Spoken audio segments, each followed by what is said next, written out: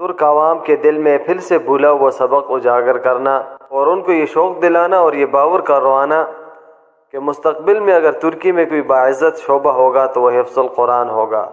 اور یہی وجہ ہے کہ آج گزرتے دن کے ساتھ ترکی میں حفاظ القرآن کے محافل بڑھتی جا رہی ہیں، جن کے تقریباً 2-3 ماہ کے بعد نئے انداز میں ان کی دستار بندی میں رجب طیب اردگان ایک بڑی تقریب میں بچوں کے درمیان میں موجود ہوتے ہیں اور بچوں اور ان کے والدین سے خطاب میں اپنے روشن گزری ہوئی ماضی کی یاد دلاتے ہیں۔ آپ نے ترکی کی دارالخلافت انقرہ اور استنبول کے خصوصاً جامع آیا صوفیہ کے اندر